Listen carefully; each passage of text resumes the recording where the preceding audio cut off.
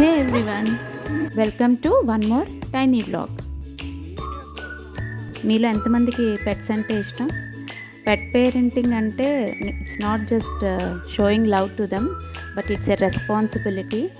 వాళ్ళని మన కిడ్స్ని చూసుకున్నట్టే వాళ్ళని కూడా చాలా జాగ్రత్తగా చూసుకోవాలి.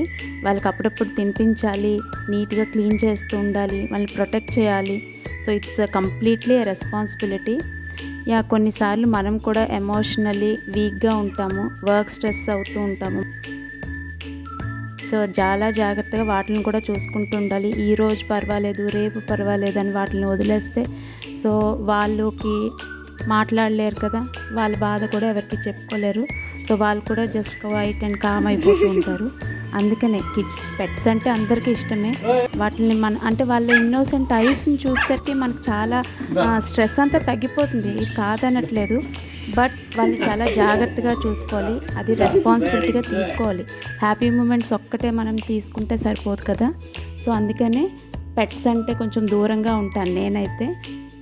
రీసెంట్గా మా హస్బెండ్ వాళ్ళ ఫ్రెండ్ దగ్గర నుంచి ఒక 2 పెట్స్ వీటిని తీసుకొచ్చారు. చాలా క్యూట్ అనిపించాయి. ఒక హాఫ్ అన్ అవర్ మాత్రమే ఉంచారు, ఎందుకంటే మా చిన్న పాపకి చాలా ఇష్టం పెట్స్ అంటే. సో నేనైతే కొంచెం రిజెక్ట్ చేశాను. ఒక హాఫ్ అన్ అవర్ మంచిగా పప్పీస్తో బాగా టైం స్పెండ్ చేసింది తను. సో ఆ స్వీట్ మెమరీసే మీతో షేర్ చేస్తున్నాను. Hope you like the video. Me opinion ఏంటో కామెంట్ చేయండి, పెట్స్ అంటే ఇష్టమో లేదో. ఒకవేళ మీరు ఆల్రెడీ పెట్ పేరెంటింగ్ చేస్తే కొన్ని ఐడియాస్ ఇక్కడ షేర్ చేయండి. Thank you.